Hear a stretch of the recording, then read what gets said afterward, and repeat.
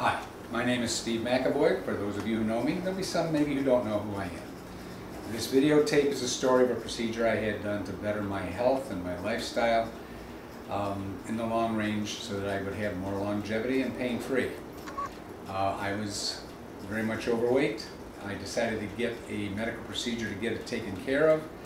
I had considered the gastric banding process. I was advised by my doctor not to do that, and that if I was going to do something, the best thing to do is a process by Dr. Rutledge of Henderson, Nevada. It's called the Mini-Gastric bypass. This is the story of that particular procedure. The trauma I went through as far as the emotional, should I or shouldn't I, or what's he going to do, or what is he going to hurt, or this whole tape is basically a breakdown of what I had done and where we were going.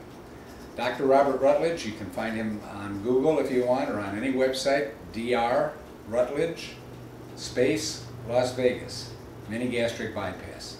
If you like what you see here and you've been able to identify with a problem perhaps that you might have and think this might be the way, that's where you look them up. This has been a wonderful experience for me. I've been able to drop 70, almost 80 pounds currently. Probably going to drop a few more, but dropped 80 pounds. Give me a better lifestyle. I feel much more physically fit. I fit my clothes. Everything is good. This is a good process.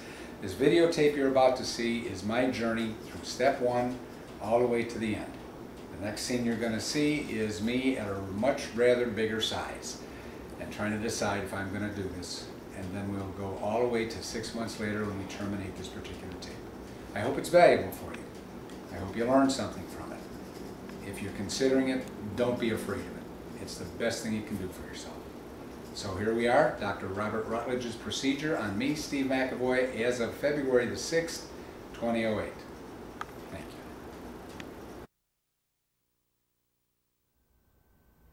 Good morning. This is me. This is February the 3rd, 2008. Super Bowl Sunday, by the way. And what I'm doing here is making a videotape. I've got notes that I want to follow a bit so I stay organized here, but I'm making a videotape about this direction I'm taking on a problem that exists in my life regarding weight loss. I'm going to have a medical procedure, so I'll get into all the whys and how comes and feelings I have and things like that as time goes on. And we'll try to touch on various questions. The intent of this tape is that if anybody else is in a situation similar to myself and they're considering this procedure, they're going to have a lot of questions that I have. This will let those people know, friends of mine who may be interested, the questions I have I've already thought of before you had them. So if you're concerned about something, you'll see that it was a concern for me as well. And as a result, this may be helpful. This thing may never be seen by anybody. We don't know that yet, but my intent is to go along the way providing information for people who want to get involved in this. Okay, why am I doing it? Toward the end of 2006, I was noticing that my weight was getting to where I didn't want it to be, as sometimes we are all prone to do. My main weakness in life is food. It's a passion I have, and no discipline. Problem with that is that you eventually put yourself in a position that's not really good from a health-wise point of view, and I've done that. I noticed back in those days my pant size was increasing. My shirt size went from a large to an extra large to currently a 2X. So I'm 2 times what I started out to be a number of years ago. I've got issues regarding comfort, and I'm going to use the motivation behind what I'm doing. I'll wear these for a while because I'll cheat down. You know what I look like, but I'll just continue on here. The reasons I'm doing this are manyfold, almost all of which are health reasons. The other image reason, things like that, are minor, but here's basically the situation. I guess one of the concerns I had is my granddaughter. My granddaughter is somebody I'd like to, she's 2.5 currently. That's somebody I'd like to play with. Getting on the floor to play with her, getting up from the floor after playing with her is a major task for me now. My knees are hurting me. I've never had them cut before, but I always was athletic in my early years, but I'm toting around too much weight. One of the things I had thought about is that I'm about 85 pounds overweight. I'll tell you how I got to that in a minute or two. But anyway, I'm about 85 pounds over what my normal bodily weight should be for my height. What that means is that a bowling ball, for example, is about 16 pounds. Every time I stand up, every time I walk up a flight of stairs, every time I do anything, I'm toting 5 extra bowling balls with me. 5. To get up, to sit down, to tie my shoes, to carry boxes, whatever I do, I'm toting around 5 bowling balls. That's not good for my knees, certainly not good for my heart, not good for my overall health in general. I've been through all the diets, did the Nutrisystem twice, did the Jenny Craig twice. The best one that was most effective for my lifestyle was the Atkins diet, where I could stuff myself with whatever I wanted to, and as long as it wasn't carbohydrates, and the weight would roll off. Very effective. Problem is, there is a day when you will get back on carbohydrates, and at that point, all you had done before is lost, as you can see, and I'll show you in a little while. So my problem is food. After losing that battle for so long, I decided there's got to be a surgical procedure that exists that could help me. So I talked to my doctor, Nader Aziz. He says, yes, there is. When you're ready, let me know. We'll talk about it. Okay. That was at the end of 2006. 2007 came, and nothing changed, except I was getting bigger. I'm now currently 273 pounds at 6'2". That, by the way, on the index reading comes to a 37.1 or 2, considered obese, medically speaking. Anyway, I decided in 2006 that I would look for a medical procedure. I let it go. 2007 came, put on more weight. Notice my pants went from a 38 to a 40, from a 40 to a 42, and currently a 42 is unbelievably snug on me. Probably a 44 should be appropriate. This has got to stop. My trends are wrong. I'm getting bigger, not smaller. I'm not stabilizing. So I had to decide what to do here, and lo and behold, on television, I noticed a commercial for a company, or Synchrofini or something of that nature. Anyway, they do laparoscopic band surgery. It's non-invasive. Of course, you have to go into the body, but it's non-cutting.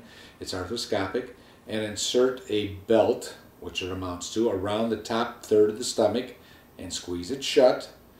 Not shut, but squeeze it very tight by the use of injection of saline solution, which requires you to eat less and less without making yourself sick.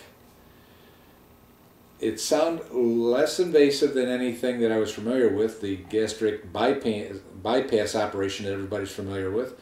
And there's others out there that I wasn't familiar with, but I'll just touch base on those in a minute. And the banding was also reversible. The banding was reversible, my wife says. She's watching me film this. That seemed like a good idea. So I did some research. We went to a seminar, talked to the surgeon, and I said, I'm going to do that. All I need is an approval from my doctor. So I went back to Dr. Aziz and I said, Doctor, I'm going to finally do it. Here's what I'm going to do. He said, absolutely not. Do not do that. A lot of problems with gastric banding. Plus, you're throwing up all the time, because what the gastric banding does is it makes your stomach down here with a little stomach up here with a belt around it, and it restricts the amount of food that can pass into the stomach. As you eat a little bit too much, it backs up into the esophagus, which causes you to puke regularly. That didn't seem appealing. I wasn't going to do that. But he said, there is a method that will be absolutely good for you, and I think this is what you should do. But first of all, I'm going to give you his doctor's name, the website. The surgery is done in Las Vegas, Nevada. Not a bad place to go for surgery. But do your due diligence, read everything, research everything, and if it's for you, then this is the way to proceed, and I'll do whatever we have to do to get it done. Very comforting. So I said to myself, okay, I'm going to do that, because after all, I did have issues. The thing with my granddaughter, I want to get on the floor and play with her. Very difficult to do. When it's difficult, you say, no, and you let these glorious moments pass. And someday she's going to be too big to get on the floor and play with her, and I don't want to miss on that. I notice also, by the way, and I'll get into the procedure we selected, but then going to more of the symptomatic things of what I had gone through. Going to the store, the grocery store with a native, would be standing around, and Lo and behold, I'm standing there discussing or looking or reading at something 15, 20 minutes, and now I'm looking for something to lean on. Standing was becoming uncomfortable because I'm toting this weight around. So I'm looking for something to lean on, as I remember my mother-in-law used to. This wasn't a good thing. That bothered me. Sweating at everything I do. I'm going to sweat. My dad always did. It's probably in my blood, but the minor exercise, I'm dripping sweat. I'm huffing and puffing going up the stairs. I took a videotape on a vacation. My son Brad says, Dad, what's that noise? What's that noise? As we're watching a videotape. And he says, Dad, I think that's you. And lo and behold, it was me. Here we are standing in front of... I thought, that can't be good. That's not healthful. I have difficulty tying my shoes. To tie my shoes, I got to throw my shoe over my leg. To bend down, I got too much bulk in front of me to be comfortable. I feel like I'm being squeezed. My blood pressure, pant size, so many things that just were bad and detrimental for the health. Cosmetically, it's nice to know that if this procedure is successful, there'll be a positive effect there. But the big thing is, I'm 64 years of age. I don't know how many years I have left. Do I want to wait until I'm over 300 pounds and do something? No. Now's the time. Okay. We had looked at the website. Dr. Robert Rutledge, Las Vegas is the website. That simple, can you believe? Mini-Gastric bypass surgery. Gastric bypass. Man, doesn't that mean they're going to cut something on the inside and move something over? Yeah, it does. It's done arthroscopically, however, the same as the banding is done, so there's no cut open and remove the stomach or part of the stomach like the typical gastric bypass surgery is for much larger people. I look at myself and I say, I'm big, but I'm not that big. Do I really need this? And I've convinced myself that yes, I do, because I don't have the ability to discipline myself in such a way that I can stop eating when I should stop eating. Food has always been a paramount thing for me in my life, so I need the help to do it. Why now? Why wait till I get to be bigger and the surgical procedures are more dire because I'm too big, too old, too whatever? The time is now, so I decided to do it. Anyway, I did the research on the website, and there was Dr. Aziz says, call Dr. Rutledge, ask him any questions. I said, really, just call him? Yeah, okay. So I called him. Lo and behold, he picked up the phone. I was surprised at that. Thought there'd be a staff, thought there'd be something, whatever. No, talked to Dr. Rutledge. Dr. Rutledge invented this procedure. He's done over 4,000 at the time I started researching this last year. Over 10 years. Over a 10-year period. So he's done over 4,000. In that 4,000 number, there are 2 people who died. One on the table from a heart attack, one who failed to report a complication because his men, I'll be okay. You don't want to do that with this procedure, at least not initially. There was something that happened, he didn't report it, and he passed away a few days afterwards. 2 out of 4,000. There is a tendency, supposedly, to lose weight very rapidly. It does happen. 3 people out of the 4,000 lost too much weight, and the procedure had to be reversed. This is a reversible procedure, and so it was reversed. But by and large, most everybody else, and we've made a lot of extensive phone calls I'll get into in a minute, all turned out to be pretty happy. The website provides hundreds of interviews of people who have had it that you can find out the goods and the bads and some minor irritations and the things that happened that weren't expected. A lot of things, a lot of information, so it's a good website to look at. Anyway, the procedure basically is that once you are anesthetized, Dr. Rutledge goes into your system through these 5 holes that are made, takes the stomach and staples about 2/3 of it closed. Then makes an incision to remove the intestine from the bottom of the enclosed area and realign it 6 feet down the intestinal line, bypassing 6 feet of intestine. Of large intestines. Of small intestines. Oh, is it small? Small intestines. All right, so how this works is this. It gives a very small remaining stomach. What that does is, after Thanksgiving dinner, if you've ever had a situation where, man, I ate way too much, I feel so unbelievably full, I shouldn't have done that to myself, that feeling gets to you within 4 or 5 or 6 bites of food. You already are to the point where you have eaten way too much, and you will stop because of that. The second thing is, because you've bypassed the stomach, and to bypass 6 feet of intestine, it doesn't stay there long. Whatever you consume is in and out rather quickly. That begs the question, do you get all the nutrients? You don't get the nutrients, you don't get the fat, you don't get everything else. That is one of the reasons why after the procedure I'll be on a regimentation of vitamins the rest of my life, but I do that anyway. I take a regimentation of vitamins every day, so nothing has changed, even though the kinds of items may have changed. Okay, so that's the general procedure. The follow-up is this. For 2 weeks after the surgery, I'll be on a totally liquid diet, which will consist of soups without any of the stuff in it. Neither has to strain the stuff.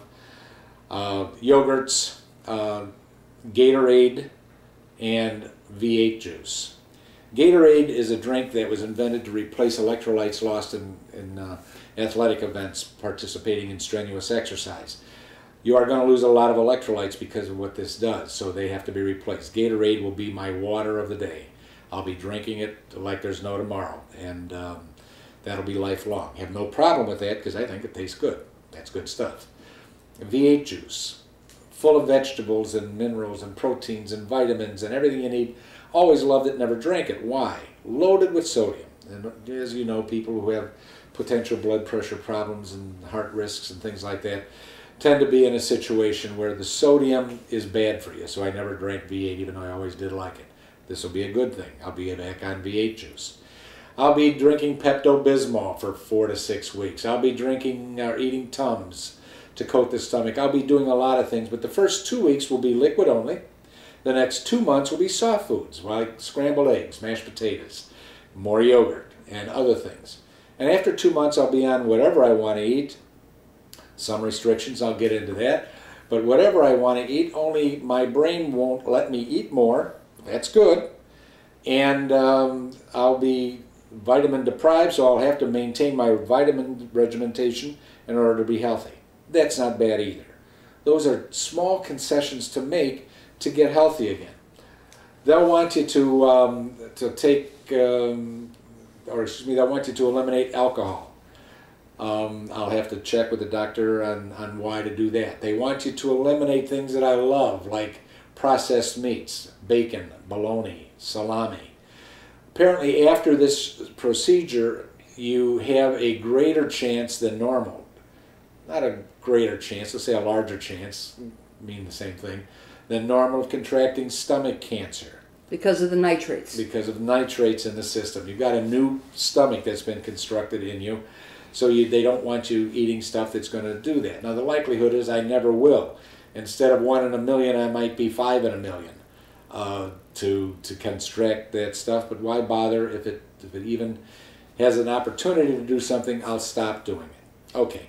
So a few things I'm going to have to give up. No more tea. I don't drink tea. No more coffee. I drink a lot of coffee. I thought, geez, well, I don't drink decaf or caffeinated coffee anyway, so that's okay. It's not the caffeine. It's tannic acid.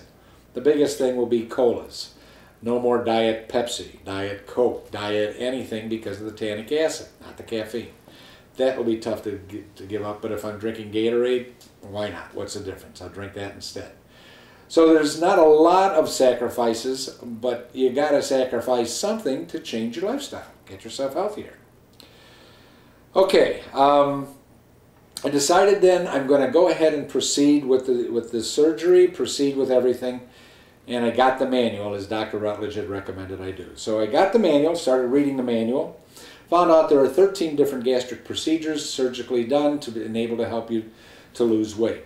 This is one of 13. A lot of them are antiquated, but the one you're most familiar with is the ROUX, R-O-U-X, space N, space Y procedure that's done on people that you've seen on the Health Channel and things like that. That's the one where they cut you open, take out half your stomach, and you're back to a new lifestyle, being passing the food and all the rest of that stuff that you're supposed to do to lose the weight. And that one is not reversible. That is not reversible because they're removing organs. This one is reversible. If it has to be reversed, the staples are removed, the reattachment is made, and you're back like it never happened again. Because the organs still remain and they're still viable. That's my wife that's contributing that bit of information. Okay, so we're going to go ahead and do it, and so 13 different ways to do it. You now have to read a lot of stuff that frankly scares the hell out of you. You have disclaimers. There's about 15 of them. Do you know that you can die? Yes. Do you know you can lose your bone density through osteoporosis, lack of calcium? Yes. Do you know that you have a greater chance for stomach cancer? Yes. Do you know that? And there's 15 or 16 of these things, and you go, geez, am I going to do this to myself? Is it worth it? Yes, it's worth it, in my opinion. So I'm going to go ahead and proceed with it. But frankly, when my wife and I were scuba diving, we went to the resort course. You have to sign a disclaimer that, yeah, you know you can die while you're scuba diving. When we did a zip trekking in British Columbia a couple of years ago, you have to sign a disclaimer, you know you can die by falling or the rope. Yeah, you sign a lot of disclaimers that have a chance of happening but no likelihood. That's the way I figure this is going to happen. Okay, so we decided to do it. What do you got to do? Well, and this tape might run out in just a minute. I've got just a minute or so. If it does, the conversation will stop and put another one in. But anyway, I'll continue on. What you've got to do is, first of all, you've got to contact 10 of his patients, person to person on the phone. Ask them whatever you want to ask them. These people are unbelievably cordial, and they even tell you the rules. There are no taboo questions. You can ask anything, and they're happy to tell you. What are the negatives? What are the surprises? What didn't you like about it? What this, what that? We went through the whole gamut. Anita was on the other line. She wanted to hear what it was, too. So she was my monitor as I asked the people, and we talked to 10 of them, the various questions about their procedures. All 10 of them, regardless of some of the negatives, and I'll touch base on those, it all said this was a wonderful thing to do. And in the event that they had to do it every year to get to where their desired goals would, they'd be willing to do it every year. I'm getting a signal here that we're about ready to have this thing kick off. Anyway, we had the tape run out. We had to reload it here. All right. Anyway, we made the phone calls to the various people to find out different concerns. So one of the questions I asked everybody is, what surprised you? What did you not expect to happen that did happen? Very few had an answer for that. That everything that happened is what they expected to happen. One of the ladies, the first gentleman that I talked to, his name was Tom, he said he was 300 pounds and he wanted to get down to 180 pounds. He decided that the thing that he wanted to do was get there quickly, so the 2 weeks of being on liquids, I think I had mentioned that to you, he turned into 2 months of being on liquids. He dropped 80-some pounds in the first year. Not the wisest thing to do. It's not negative, it's just that it's probably not the way to do it for whatever the reason. He never lost more weight than that. He wanted to get down to, from 303 or 4, he wanted to get down to 190, and I think he got down to 210, wasn't able to get down any more than that. One lady had bad farting problems. She said that she farted all the time, and the stench was unbelievable, so much so that her family and her husband became irritated with it. That lasted about 6 weeks. I know that sounds ridiculous, but it does. Your stools tend to turn black because you're on a diet of Pepto-Bismol. Another comment from one of the people, that things she wasn't prepared for. Her stools were always black from the Pepto-Bismol, and I'll be on that for about 6 weeks. One lady came out and was so unbelievably tired she couldn't get enough sleep. Slept for a number of weeks, and that finally shook loose. 3 people complained of hair loss, which can be corrected with a vitamin called biotin. It all came back. So there's a lot of side effects that came out of the procedure, but not one was upset they did it. Not one said, I regret I ever did it. Every one of them were very joyed over the end results of this, so that was very good. Next thing I had to do after the interview process was to get a complete physical. Well, lo and behold, I was scheduled for my annual physical anyway, and that turned out to be fine. The only thing wrong with me is I'm toting around too much weight, which is what this is about.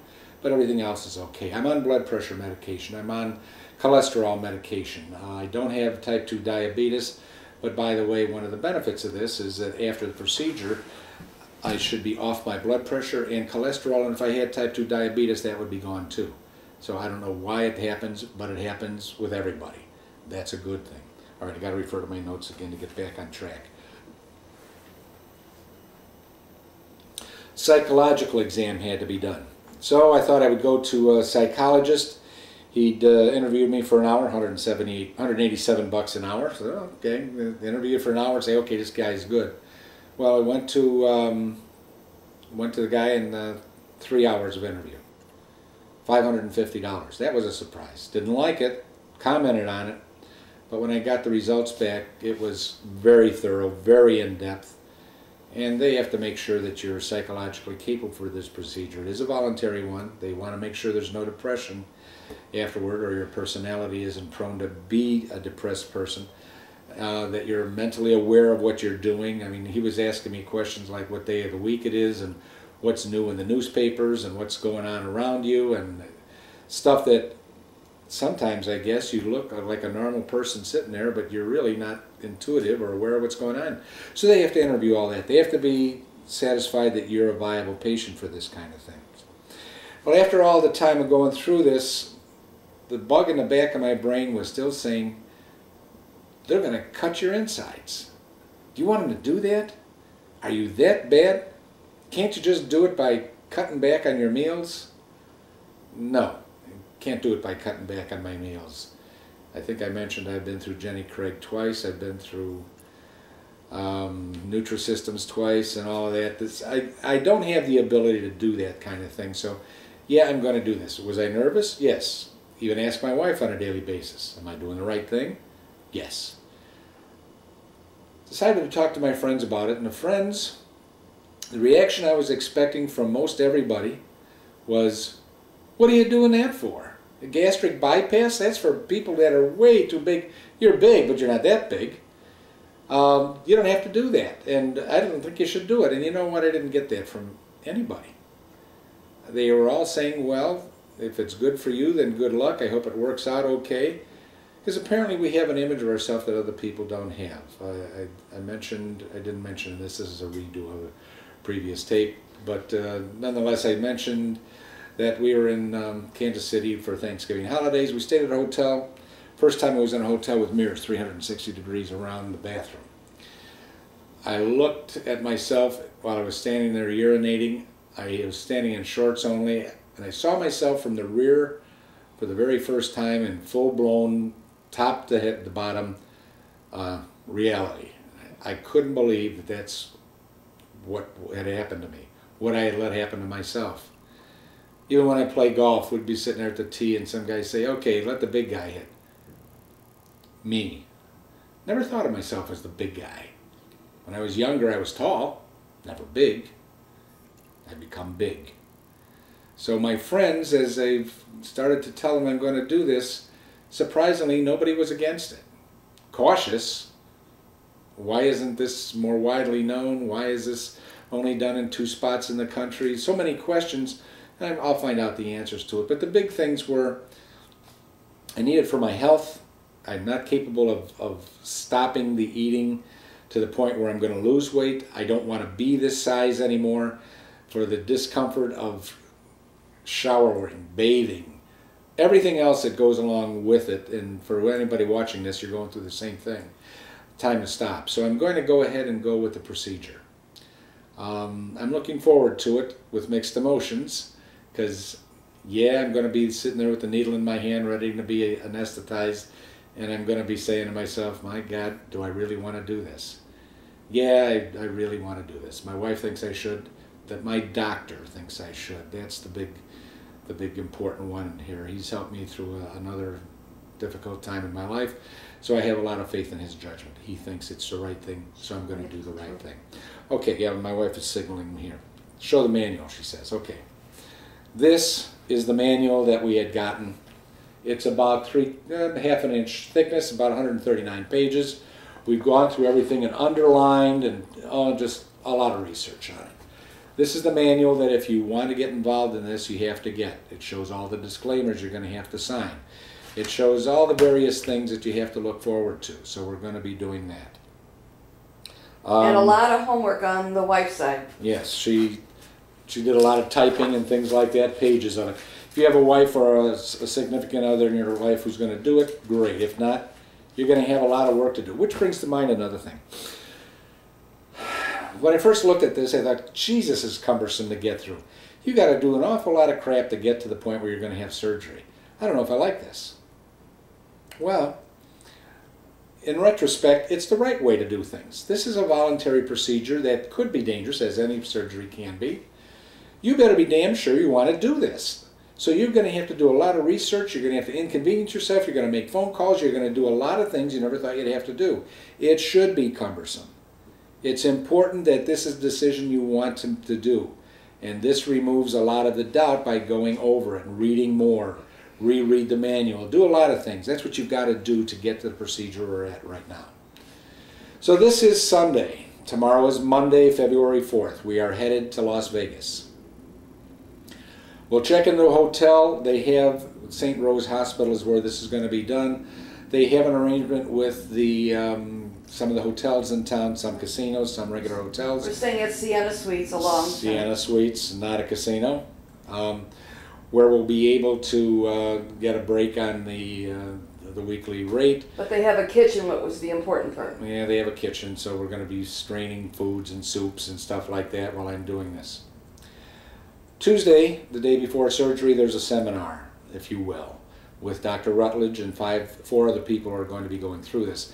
That's going to be the time when we get to ask more questions, when we get to know what the lifestyle will be in the future, why we're eating certain things, why we're not permitted to eat other things, what to look for in case there's complications, whether you get nauseous or whether you have a bioreflux reaction or whether you have a whole lot of things. That will be our time to ask questions. The surgery will be done on Wednesday the 6th. The surgery takes under a half hour. You'll be in the ICU recovery room. Nita will be there. She will tape the seminar the day before. She'll also tape in the ICU. I won't be conscious of it, but she will. And there'll be various things that we'll tape along the way. Once I'm awake and up and at 'em, they want us up and walking right away. Right away. And even if I want to get on a treadmill and start lifting weights, they encourage that. Surprisingly, you'd think they wouldn't, but they do. So we'll be going through that sort of procedure as well. I'll be exercising. And then we're going to leave the hospital and disappear into Las Vegas. We've got some other things we're going to do. And on the final day, which is Tuesday the 12th, we'll come back and have the staples removed. One of the reasons why we're not leaving right away is that if there are complications, 95% of the time, they show within the first week. Dr. Rutledge wants to be there, and he wants me there to be able to correct whatever is necessary, if it is necessary. Probably won't be, but you never can tell. He wants me to check in with him once a year. Lita and I go to Vegas once a year. This is an easy thing. We'll do that. He wants a record of every exam I have with Dr. Aziz. He wants to know everything I do, even unrelated to this. If I break my wrist and get it treated, Dr. Rutledge wants to know about it. He wants to follow up continuously. So his phone number is going on my speed dial in many cases. It's a procedure that I'm looking forward to now that I'm getting close to that moment. This is going to be a good thing for me. My intention is to film along the way questions and concerns, fears, like, oh my God, they're going to cut my insides that I originally had, and I know that you're thinking of yourself, do I really want to do this? You get over it. Is it contributing to the better good in your well-being? If it is, then you're going to do it. But I'm going to be videotaping along the way. This, again, as I said in the beginning, may never be seen by another person. But if any of my friends who are also in this situation want to do it, this may be a friend to them to let them know what I went through is what they might go through too. My intention is to weigh myself. I'll be weighing myself every day for a while because I'm curious.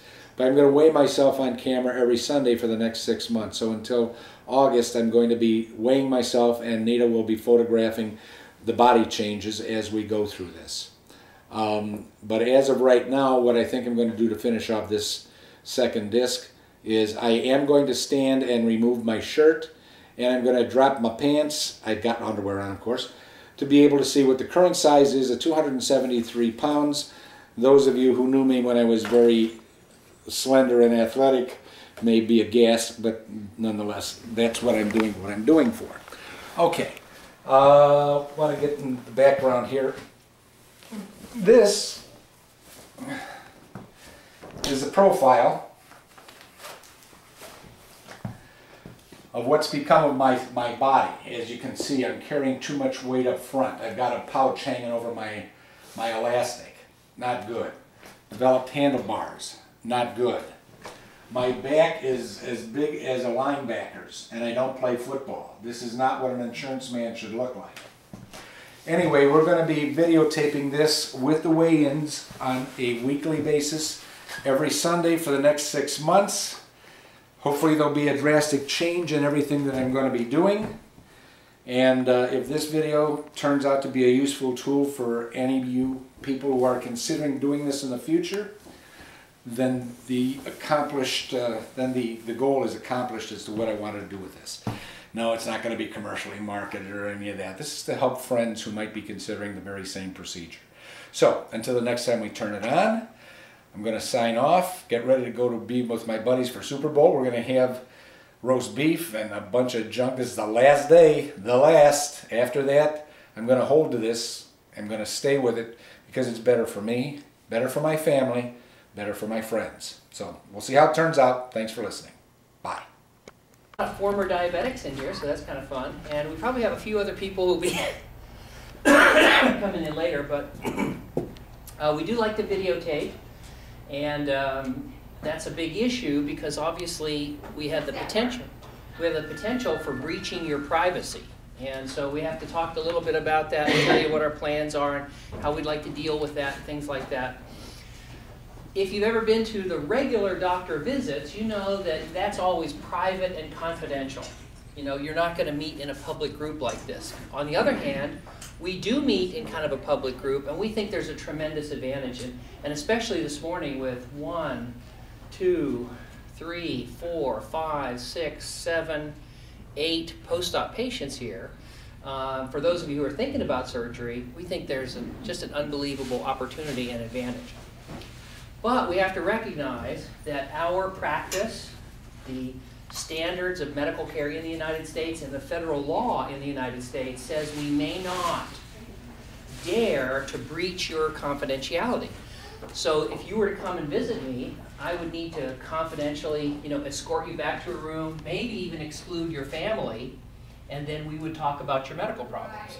And only under that circumstances could we discuss your medical issues. And then I dare not breach your confidentiality after that under pain of prison and fines. So it's a really big thing. Those of you in medical care, I see a couple of tags and things like that. But it's something called the Health Information Portability and Privacy Act. So on the other hand, there is a long history of using groups in medical care.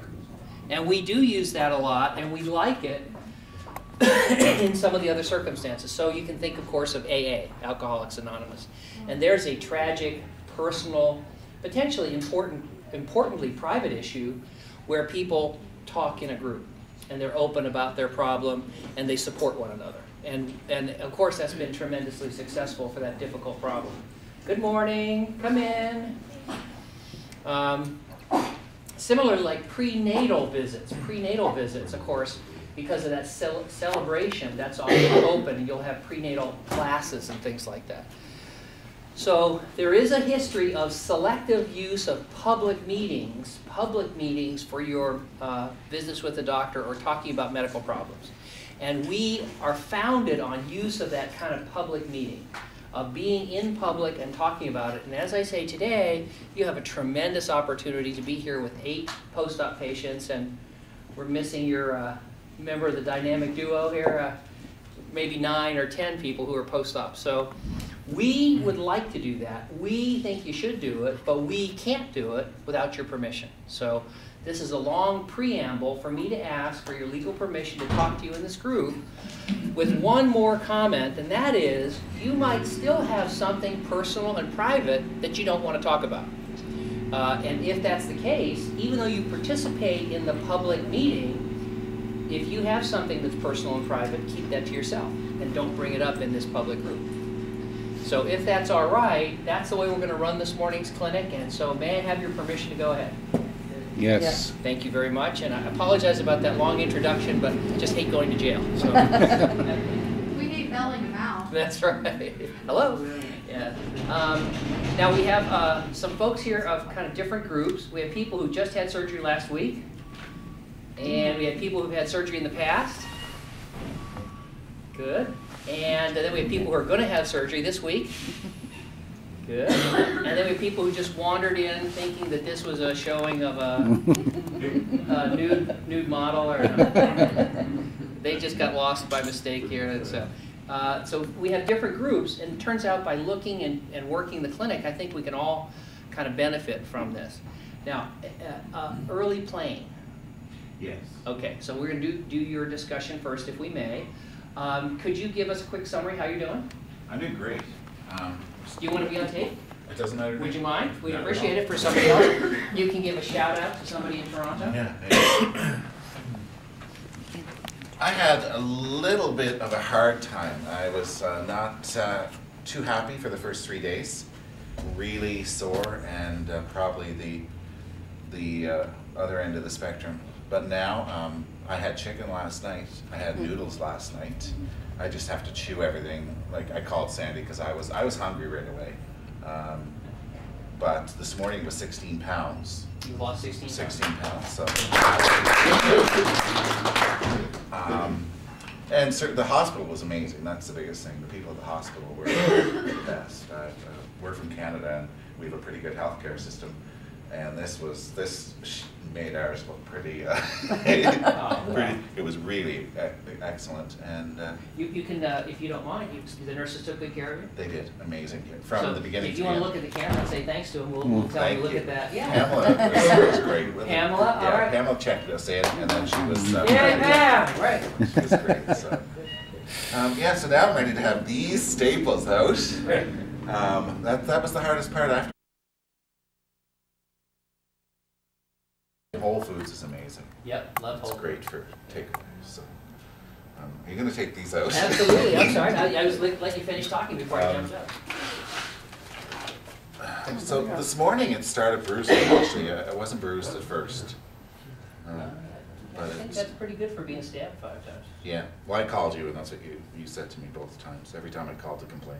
Well, I stabbed you. Well, if you have a pain of, let's say paper cut is 1, and a bad pain is shot with a gun is a 10. If I heard you right, you had pains of 2 and 3. Yeah.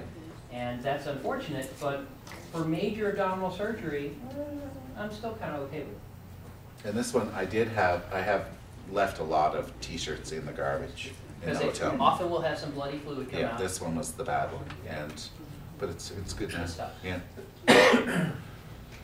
Thank you, sir. We'll see you in a few months. All right, good. And creatine and glutamine. Do you remember those? Are we taking those now? No, but we will. Okay. Now, before I did something more dangerous, like the HGH has some side effects, I would take those supplements regularly at high dose because they build muscle and they build strength and they will help put some weight on after your other therapy. Okay, when you do those, do you take those after you work out or before you work out? Ooh, boy, there's a big controversy about that. In fact, you can take it both. You can have a little bit before, a little bit during.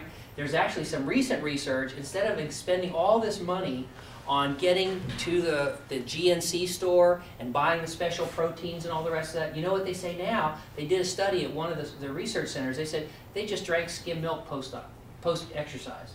And they found that had a pretty good mix of proteins in it. Wow. Yeah.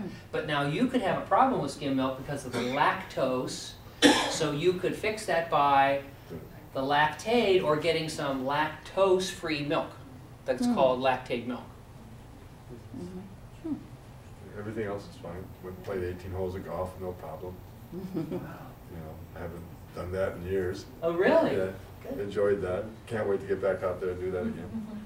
Been bowling every day, almost every day bowling, lifting weights, Really? Good. trying to get the muscle back. Yeah, well, take the supplements. That will really help. The creatine in particular, it's inexpensive and you can really help build muscle. And it also, they did a study in us older men where they gave creatine to older men in nursing homes and they gave them puzzles to solve. It actually improved their brain function. So the creatine supplement I take all the time and I forget why. No. It's a good thing. Everything else is fine. Good. Thank you very much. Thank you. You look great. Thank you. Any questions? I have a question. Yeah. we raise dairy goats. Yes. And goat milk is lower in cholesterol and it's naturally homogenized versus cow's milk. Yeah, Is the fat globules are smaller, more bypass protein. I've heard that, yeah.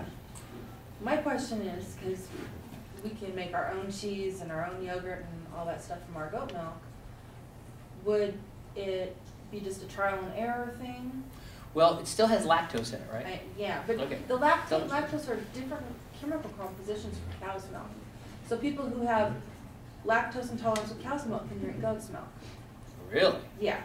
Well, And that's cool. older people with ulcers and stomach problems can drink goat's milk because it coats the stomach, they get more bypass protein because the fat molecules bypass through the gut lining at a faster rate because they're so much smaller. Really? Yeah. Okay. And being, Well, I mean, yes, sir. Doctor, I have a question. When I was considering getting this done, which I'm now going to be doing, and talking to the people back home, they all say, if this is so good, why doesn't any other doctor know about this thing? Well, they do and they don't like it. And here, let's talk about that. What is bothering the other doctors about it? And it takes a little bit to go through it because it's not just they're bad guys and I'm a good guy, although I am a good guy. But the idea is that the other doctors think that when we do this type of connection, which is the straight stomach down to the side of a loop of intestine, they are wound up tight that is going to lead to reflux of bile. The bile is one of the digestive juices, and the bile is going to cause irritation, gastritis, upset stomach, and maybe even stomach cancer. Okay? In fact, when they first started this, they said every one of your patients is going to be crippled with terrible bile reflux. Well, we've already seen a bunch of people today, so we're not seeing that. So they've kind of given up a little bit on that criticism. They still bring it up, but when we see people with an upset stomach, like we saw our nice young girl today, we give them an antacid, just like we would for anybody with an ulcer or gastritis. So, but that kind of criticism is kind of dying down. But the latest thing they're saying is, well, it's going to cause stomach cancer. That sounds really scary. I mean, stomach cancer. Dr. Rutledge is doing this operation, it causes cancer. but Well, their surgeries can cause us death. They can death, right? But let's talk about the cancer thing. We also know there's some other things about cancer, so I'd like to talk about the fact that when they talk about cancer, they leave out the story about hot dogs. And I'd like to tell you about hot dogs. We just got that on the internet. Right, and vitamin C, and then I'd like to talk about the princess and the pea. So the idea is there are a lot of things that potentially have research suggesting they might cause cancer. So as an example, there are studies which we know the sun can cause cancer. Now, we know the sun can cause cancer, so we modulate that. We say, don't go out and bake yourself like a potato chip. But if you just lay in the sun constantly and get sunburns, then you have an increased risk of getting cancer. There have been studies that show this kind of connection can increase the risk of stomach cancer. There are other studies, the best study published in the New England Journal from the Mayo Clinic, which showed there was no increase in stomach cancer. So there are some studies showing that it might, and there's some studies showing it absolutely will not increase the risk. Of the ones that do show that it might increase the risk, the increase in risk is very small. In fact, let's stop talking about that for a second and go and look at stomach cancer in general. Stomach cancer in general in the United States is plummeting as a risk factor. It's common in third world countries and places where they don't have refrigeration, but it's very uncommon in the United States. It's decreasing tremendously. They've also found that there are some ways that you can protect against stomach cancer. A bunch of people went from the United States down to Brazil. They found people getting stomach cancer like crazy, and they gave them one of 3 treatments.